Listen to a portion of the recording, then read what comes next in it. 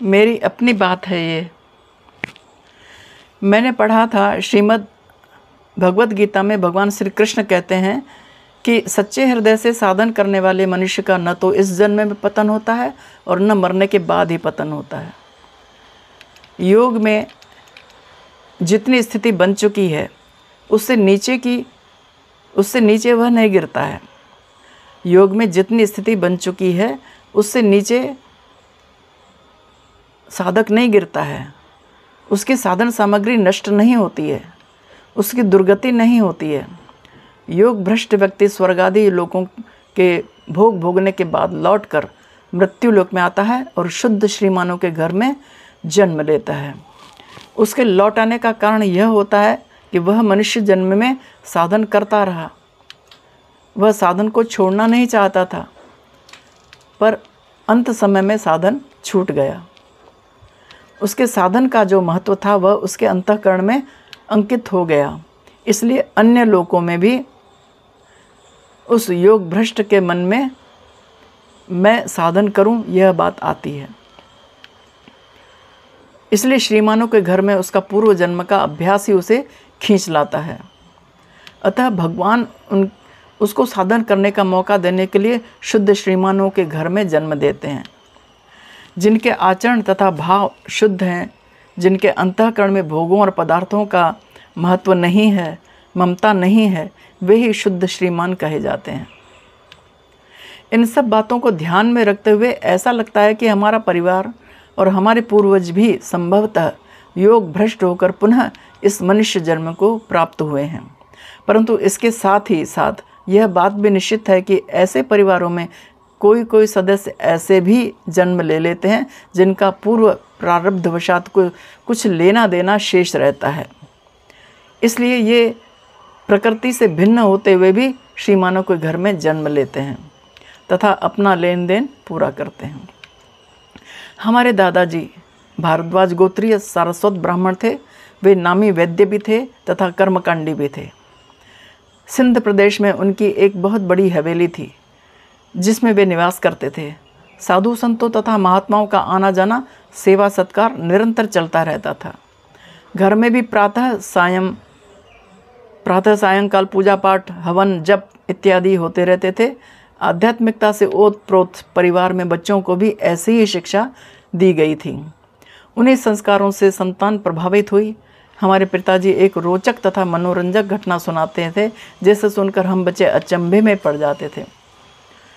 एक बार एक महात्मा दादाजी के पास पधारे, उनका स्वागत सत्कार किया, उनसे कई गूढ़ विषयों पर वार्तालाप हुआ तथा सत्संग भी हुआ। भोजन के पश्चात उन्होंने दादाजी से हुक्का पीने के लिए मांगा। उनकी सेवा में तुरंत हुक्का पेश किया गया। उसके साथ ही महात्मा ने एक सिक्का भी मांगा। दादाजी ने तांबे का एक बड़ा सिक्का उन्हें दे दिया। महात्मा ने पास ही रखी भस्म की एक चुटकी भरी और उस सिक्के के ऊपर रख कर उस सिक्के को हुक्के की नली के ऊपर रख दिया और वे हुक्का पीने लगे। थोड़ी देर रुककर वे महात्मा आशीर्वाद देकर चले गए। हुक्का जब ठंडा हुआ तो उसकी राख आधी झाड़ी गई। दादाजी ने देखा कि वह तांबे का सिक्का शुद्ध सोने के सिक्के में परिवर्तित हो गया था। काफ़ी वर्षों तक वह सोने का सिक्का आशीर्वाद के रूप में दादाजी के पास रखा रहा। महात्मा का ये छोटा सा कौतुक भी हम बच्चों के लिए बड़ा ही विस्मयकारी था। हमारे दादाजी के 4 पुत्र हुए थे। उनमें सबसे छोटे पुत्र हमारे पिताजी थे। दादाजी के एक बड़े भाई और थे। वे तंत्र द्वारा भूत प्रेत ब्रह्म राक्षस आदि को पकड़कर बोतल में बंद कर देते थे। भूत प्रेत ग्रसित व्यक्ति को तो उनकी यातना से मुक्ति मिल जाती थी, लेकिन दादाजी के भाई के परिवार के सदस्यों को वे त्रास देते थे। यही कारण था कि उनकी कोई संतान बचती नहीं थी। उनके वंश को आगे चलाने वाला भी कोई शेष नहीं रहा। पश्चिमी पाकिस्तान में भगवती माँ जगदम्बा के 51 सिद्धपीठों में से एक सिद्धपीठ कलात में है। उसका वर्णन आता है। हमारे पूर्वज इन्हीं माता की आराधना, अर्चना, प्रार्थना और अनुष्ठानों से जुड़े रहे थे। दादा दादी के संस्कारों ने बच्चों को भी प्रभावित किया था। इसलिए माता की आराधना के संस्कार बच्चों में भी पनपे। हमारे पिताजी को माँ जगदम्बा पर बड़ी आस्था थी। विभाजन के बाद उनके सामने एक बार बड़ी दयनीय स्थिति आ गई जब उन्होंने संसार के सब सहारों को छोड़कर एक माता की ही शरण ग्रहण की।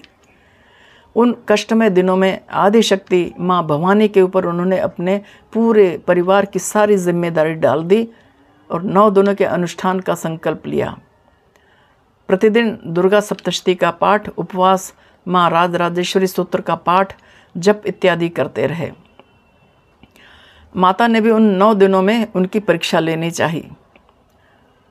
पोस्ट एंड टेलीग्राफ विभाग से उन्हें एक नियुक्ति पत्र प्राप्त हुआ जिसमें लिखा गया था कि अमुक दिन आकर सर्विस ज्वाइन करो। उस दिन उपस्थित न होने पर यह नियुक्ति पत्र निरस्त माना जाएगा।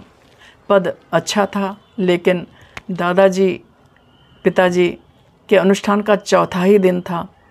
बिना किसी दुविधा के पिताजी ने वह नियुक्ति पत्र माता के चरणों में रख दिया। अनुष्ठान पूरा हुआ, हवन इत्यादि किया, कन्याओं को भोजन करवाया, प्रसाद ग्रहण किया, नियुक्ति पत्र लेकर वे कार्यालय पहुँचे। माता की यह अनुकंपा रही कि किसी अधिकारी ने यह नहीं पूछा कि इतने दिनों के बाद आप क्यों आए हो। अंत तक यही सर्विस उनके साथ रही तथा इसी में वे बड़े ओहदे तक पहुंचकर सेवानिवृत्त हुए थे। इस घटना के बाद माता के ऊपर उनकी आस्था और अधिक बढ़ गई। नवार्ण मंत्र उन्हें सिद्ध हो गया था। इसके अतिरिक्त उन्हें हनुमान कवच की भी सिद्ध था। इसके द्वारा कई व्यक्तियों को लाभ प्राप्त हुआ। इनके पाठ एवं जप में वे कभी भी लापरवाही नहीं बरतते थे। इसीलिए देवी देवताओं ने भी उनकी हर परिस्थिति में सहायता की थी। एक बार पिताजी घर के बरामदे में रात्रि को अकेले सोए हुए थे। आधी रात को 2 बदमाश घर के बरामदे की दीवार फांदकर अंदर आ गए। एक के हाथे में खुला चाकू था। पिताजी पीठ के बल चित्त सोए हुए थे, बेखबर थे, गहरी नींद में थे। इधर उस बदमाश ने उनकी छाती का निशाना बनाकर चाकू से वार करने के लिए हाथ उठाया और उधर उनके कानों में किसी ने ज़ोर से चीखकर हमारे पिताजी के कानों में किसी ने ज़ोर से चीखकर उनके बचपन के नाम से पुकारा। वे चौंक कर उछल कर खड़े हो गए। उनके उठकर खड़े होते ही उस बदमाश ने चाकू वाला हाथ चला ही दिया था। एक झटके से उठकर खड़े होने के कारण वह चाकू उनकी छाती में न घुसकर पीठ में घुस गया। पिताजी उस समय स्वस्थ एवं बलिष्ठ थे। पीड़ा को सहकर भी उन्होंने बदमाशों को मार भगाया। उनकी पीठ में गहरे घाव का निशान अंत तक बना रहा। उन बदमाशों को भगाने के बाद वे सोचने लगे कि इतनी गहरी निद्रा से उनके बचपन का नाम लेकर किसने उन्हें जगाया था। आगे चलकर सिद्ध संत महात्मा श्री सीतारामदास ओंकारनाथ जी से उन्होंने मंत्र दीक्षा ग्रहण की थी। सेवानिवृत्ति के बाद जीवन के अंतिम दिनों में उन्होंने प्रसिद्ध ज्योतिर्लिंग ओंकारेश्वर में साधना करके अपने जीवन को सार्थक किया। अपने अंतिम समय की जानकारी उन्हें थी। प्रातःकाल को ही उन्होंने हमारे भाई साहब को कह दिया था कि आज उन्हें जाना है। शाम को 5:30 बजे उन्होंने यह लीला समाप्त की। मुझ पर उनका विशेष स्नेह होने के कारण मैं उन्हें एक लंबे समय तक भुला नहीं पाई।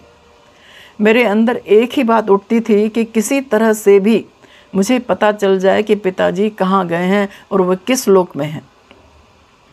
यह इच्छा मेरी सतत बनी ही रही। लगभग 6 महीनों के बाद मुझे स्वप्न में स्पष्ट दिखाई दिया, जिससे पिताजी की स्थिति का मुझे भान हो गया। वे मुझे एक ऐसे लोक में दिखाई दिए जहाँ हरियाली हरियाली थी।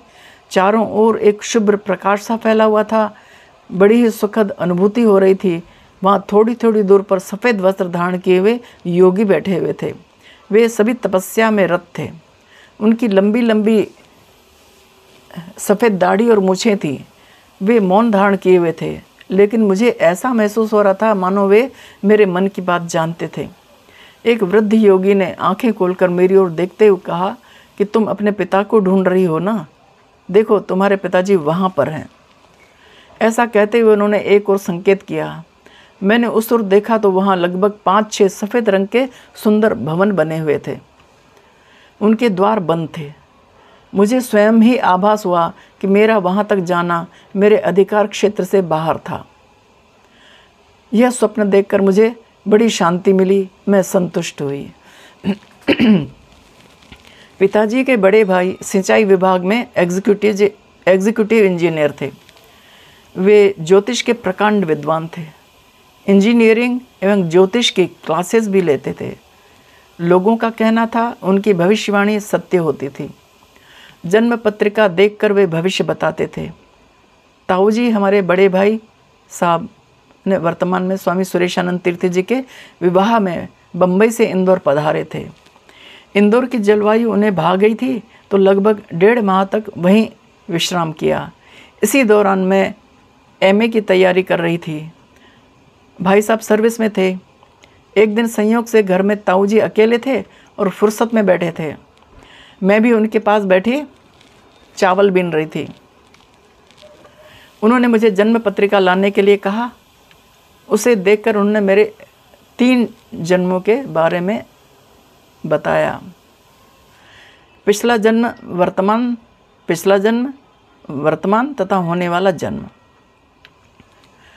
उनका कहना था कि पिछले जन्म में मेरे जीवन में कुछ ऐसी घटना घटी थी कि मुझे दाम्पत्य जीवन के प्रति विरक्ति हो गई। इसलिए इस जन्म में गृहस्थ धर्म के प्रति उदासीनता रहेगी।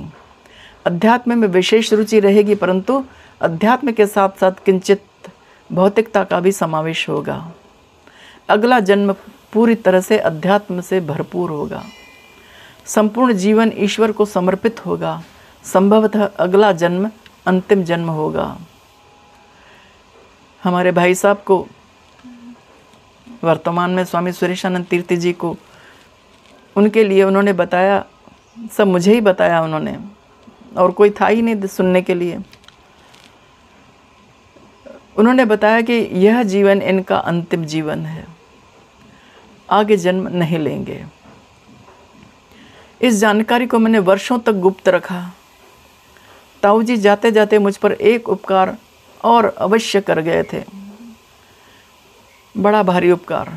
मेरे माता पिता को उन्होंने स्पष्ट निर्देश दिया कि मुझे मेरे विवाह के लिए विवश न किया जाए। यदि अध्यात्म में मैं प्रवेश करना चाहूँ तो उसमें पूर्ण सहयोग दिया जाए। माता पिता ने उनकी आज्ञा का पूर्णतया पालन किया। मुझे उनका सहयोग एवं आशीर्वाद पूरी तरह से प्राप्त हुआ। साथ ही गुरुदेव ने भी कभी मुझे विवाह की ओर अग्रसर होने का संकेत नहीं किया, कभी नहीं किया। इसी तरह मातृपक्ष की ओर से भी हमारी माता का जन्म शांडिल्य गोत्रीय ब्राह्मण परिवार में हुआ था। हमारे नाना जी शिव जी के परम भक्त थे। अपने जीवन के अंतिम दिनों में हरिद्वार में भीमगोड़ा क्षेत्र में गंगा के किनारे एक छोटा सा आश्रम बना के वे रहते थे। संन्यास धारण कर स्वामी केशवानंद जी के नाम से इच्छा मृत्यु से उन्होंने अपना शरीर त्यागा। अपने शिष्यों को पहले से ही उन्होंने बता दिया था कि उनकी मृत्यु शिवरात्रि पर होगी, और वही हुआ। एक दिन पहले ही उन्होंने अपने शिष्यों से कहकर उनसे अपने पूर्वाश्रम की बेटियों को टेलीग्राम भिजवा दिया था। वे सदैव अपने जटाओं में, गले में तथा हाथों में रुद्राक्ष की मालाएं धारण करते थे। विभाजन के पूर्व हमारे नाना जी का क्वेटा में एक विशाल मंदिर था। उसमें बड़ी जागृत प्रतिमा थी जगत जननी की। प्रातः सायंकाल माँ भगवती की पूजा अर्चना होती थी। एक बार नाना जी को बाहर गांव जाना पड़ा था। शाम को लौटने में देर हो गई। माँ के मंदिर में सांझ का दीपक जलाने का समय हो रहा था। उस समय घर में नानी जी के अतिरिक्त और कोई व्यक्ति नहीं था। उनको रजस्वला हुए तीसरा दिन था। उन्हें कुछ समझ में नहीं आया कि क्या किया जाए। दीपक जलाने का नियम न टूटने पाए, यह सोचकर उन्होंने मंदिर में प्रवेश करके माता के सामने दीपक प्रज्वलित कर दिया। माँ के प्रति अपराध हो गया था। माँ क्रोधित हो उठी। नानी जी के नेत्रों के आगे गहन अंधकार छा गया। मंदिर में ही, मंदिर से बाहर निकलने के लिए दरवाज़ा उन्हें दिखाई नहीं दे रहा था। मंदिर में कई घंटों तक नेत्रहीन व्यक्ति की भांति वे दीवारों को टटोलती रहीं, लेकिन उन्हें दरवाज़ा नहीं मिला। नाना जी के आने के बाद उन्होंने माता से उन्होंने विनय की, प्रार्थना की, अपने अपराध की क्षमा याचना की। तब उनके आंखों की ज्योति वापस आई। क्वेटा के भूकंप इतिहास में प्रसिद्ध हैं। भूकंप आने से पहले आदिशक्ति जगन माता ने नाना जी को घर के बाहर खुले में सोने की प्रेरणा दी। उनका सारा परिवार घर की 4 दीवारी को छोड़कर उस रात्रि घर के बाहर खुले में सोया। अर्धरात्रि के बाद भूकंप के 3 बड़े जोर के झटके आए और सारा क्वेटा ध्वस्त हो गया। माता की वह जागृत प्रतिमा भूमि के अंदर समा गई थी, लुप्त हो गई थी। जाते जाते करुणामयी माता ने नाना जी के पूरे परिवार के प्राणों की रक्षा की। कहते हैं कि एक सिद्ध महात्मा के श्राप के कारण क्वेटा में भूकंप आया था। यह भी हो सकता है कि उन महात्मा को भूकंप की पहले से ही जानकारी थी। घटना यह घटी थी कि एक महात्मा क्वेटा के रेलवे स्टेशन पर धूनी जलाकर बैठ गए थे। उस समय अंग्रेज़ों का राज्य था, अंग्रेज़ों का शासन था। रेलवे स्टेशन मास्टर ने उन महात्मा को वहाँ से धूनी हटाने का आग्रह किया। महात्मा के न मानने पर उन्हें आदेश सा दिया वहाँ से चले जाने के लिए। प्रत्यक्षदर्शियों ने बताया कि वे महात्मा क्रोध में भर गए थे। उन्होंने एक डंडा हाथ में लिया, उसे अपनी हथेली पर सीधा खड़ा कर दिया और स्टेशन मास्टर से बोले, सुनो, आज से तीसरे दिन यह क्वेटा ऐसे तहस नहस हो जाएगा। ऐसा कहकर उन्होंने 3 बार उस डंडे को अपने हथेली पर रखकर घुमाया, एक झूले की तरह। तीसरे दिन वैसा ही हुआ जैसा उस महात्मा ने कहा था। 3 जोरदार झटके भूकंप के आए और सारा क्वेटा मिट्टी में मिल गया। महात्माओं की लीला बड़ी विचित्र होती है। मैं देख रही थी कि हमारे ताऊ जी की भविष्यवाणी सही साबित होती जा रही थी। भाई साहब स्वामी सुरेशानंद तीर्थ जी की जीवनचर्या आध्यात्म से परिपूर्ण थी। माँ जगदम्बा हमारी कुलदेवी हैं। नवरात्रि में घर में माता की घट स्थापना होती है। पिताजी के बाद यह सारी जिम्मेदारी भाई के ऊपर आई। वे पूर्ण समर्पण भाव से दुर्गा सप्तशती का पाठ करते, जप करते तथा नवग्रह पूजन करते। यह प्रतिदिन का नियम था। उसके बाद ही वे उपवास का कुछ ग्रहण करते। अपने कर्म के प्रति भी पूरी जिम्मेदारी निभाते। एक बार वे पावागढ़ की माता के दर्शनों के लिए गए। चढ़ाई पैदल ही तय करने का विचार किया। पैदल चढ़ाई चढ़ते चढ़ते वे रास्ता भूल गए। दूसरी दिशा में वे आगे बढ़ने लगे। थोड़ी ही दूर गए होंगे कि एक छोटी सी लड़की घाघरा चुनरी ओढ़े उनके सामने आ गई। बड़े ही मधुर स्वर में वह बोली कि पावागढ़ जाने के लिए माता का रास्ता यह नहीं है। उस कन्या ने उन्हें सही रास्ते की ओर संकेत किया। माता की कृपा उन पर सदैव से रही है। बचपन से ही वे बहुत कम बात किया करते थे। बुद्धि बड़ी तीव्र थी। सदैव विशेष अंकों में, ऑनर्स में, प्रथम श्रेणी में यानी ऑनर्स में उत्तीर्ण होते थे। कुशाग्र बुद्धि होने के कारण बहुत शीघ्र ही पदोन्नति होती गई। कार्यरत होने पर भी प्रातःकाल और सायंकाल ईश्वर की आराधना में व्यतीत होता। माता पिता चिंतित होते कि बेटा कहीं सन्यासी न बन जाए। यह सोचकर उन्हें शीघ्र ही विवाह के बंधनों में बांध दिया गया। गृहस्थ धर्म भी बड़ी कुशलता से निभाया उन्होंने। सुबह शाम माता पिता के चरणों में प्रणाम करना उनका नित्य का नियम था। दोनों का आशीर्वाद पूर्ण रूपेण प्राप्त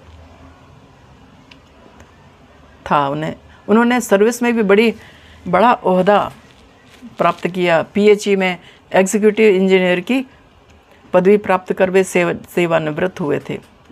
उनके संन्यास लेने के लगभग 15 साल पहले किसी ने मुझे उनके भविष्य के लिए कहा था कि तुम्हारे ये भ्राता देवास का आश्रम संभालेंगे। यह सुनकर पहले तो मुझे कतई विश्वास नहीं हुआ, लेकिन बाद में सोचा कि एक ट्रस्टी होने के नाते ये आश्रम की देखरेख तो कर ही रहे हैं। अब 15 वर्षों के बाद उनकी यह भविष्यवाणी अक्षरशः सिद्ध हुई, सत्य सिद्ध हुई। घर पर जब वे विष्णु सहस्त्रनाम का सस्वर पाठ करते तो हम सब परिवार के सदस्य उनके पाठ में ही खो जाते। बड़े ही मधुर स्वर में वे भावपूर्ण होकर पाठ करते थे। श्री सद्गुरुदेव स्वामी शिवम तीर्थ महाराज जी को जब इस बात का पता चला, उन्होंने उन्हें विष्णु सहस्त्रनाम के स्थान पर गुरु गीता का पाठ करने के लिए कहा। उन्होंने गुरुदेव की आज्ञा का पालन किया। वह पाठ भी बड़े ही सुंदर तरीके से संपन्न होने लगा। गुरुदेव ने कृपा करके उन्हें आश्रम का ट्रस्टी नियुक्त किया था। ट्रस्टी नियुक्त होने के बाद तो उनके आश्रम में गुरुदेव के सानिध्य में अधिक से अधिक समय व्यतीत होने लगा। रात्रि भोजन भी अधिकतर वहीं होता। गुरुदेव की चरण सेवा का भी दुर्लभ अवसर प्राप्त हो जाता। चरणों की सेवा करते करते उनके मन में एक बार स्फुरण हुआ कि यदि गुरुदेव के चरणों का अंगूठा उनके भ्रू मध्य पर स्पर्श हो जाए तो वे धन्य धन्य हो जाएं। गुरुदेव तो सर्वज्ञ हैं, अंतर्यामी हैं। यह इच्छा उनकी शीघ्र ही पूरी हो गई। उन्हें दिव्य अनुभूति का दिव्य आभास हुआ।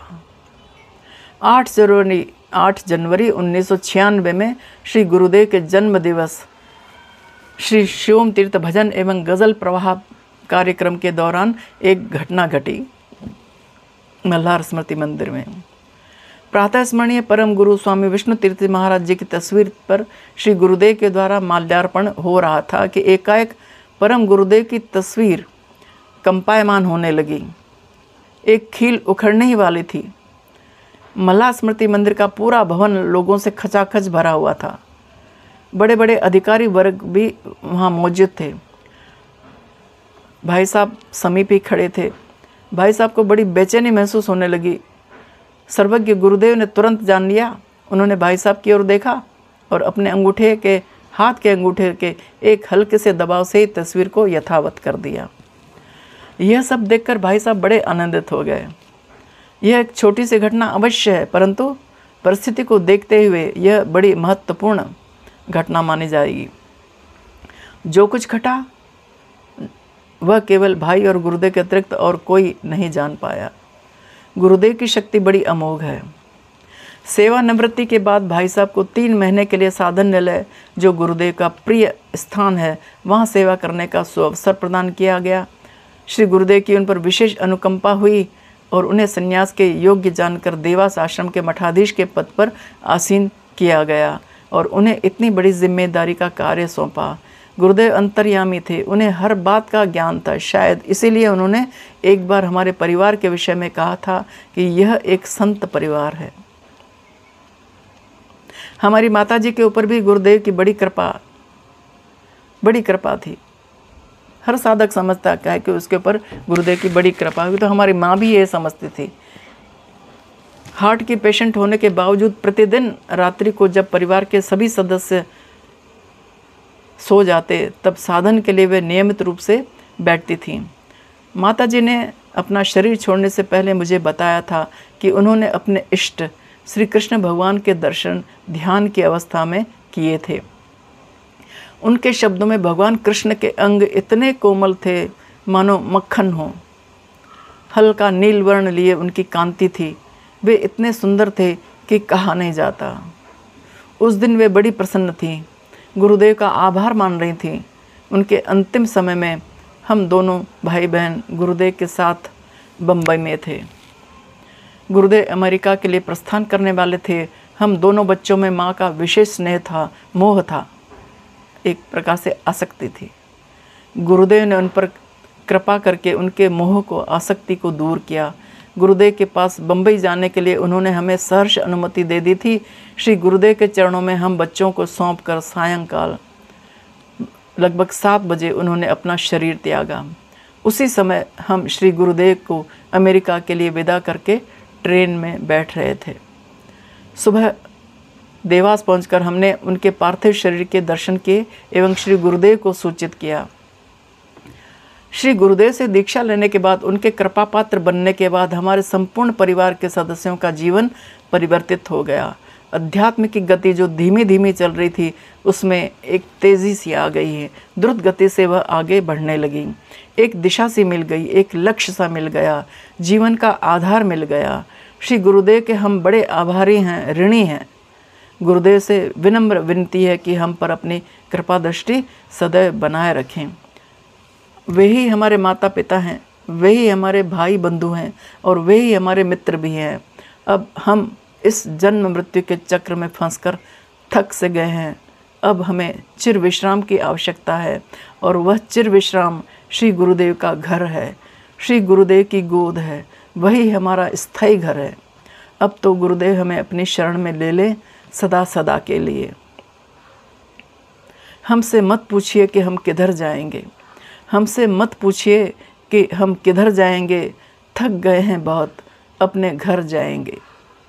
कितने प्यासे हैं हम, कितने प्यासे हैं हम, ये बता दें अगर, बहते धारे नदी के ठहर जाएंगे। एक बार फिर से मेरा कथन है कि एक नन्हा सा बालक अपने माता पिता के सामने बड़ी ही सहजता से तथा बड़े ही सरल शब्दों में अपनी बात को कह देता है। बात भली हो या बुरी, इसमें कोई लाग लपेट नहीं होता। अन्य लोगों की अपेक्षा वह माता पिता के सामने अधिक सहज और निर्भय होता है। मैं भी गुरुदेव के सम्मुख एक शिशु हूँ। गुरुदेव मेरे माता पिता हैं, इसलिए मैंने बड़ी सहजता से, बड़ी सरलता से उनके समक्ष मैंने अपने बातों को व्यक्त किया है। ये सभी बातें श्री गुरुदेव से ही कही गई हैं, उनकी बातें उन्हें ही समर्पित हैं। तेरा दिया तुझको ही अर्पण। श्री गुरुदेव के चरणों में मेरा शत शत प्रणाम।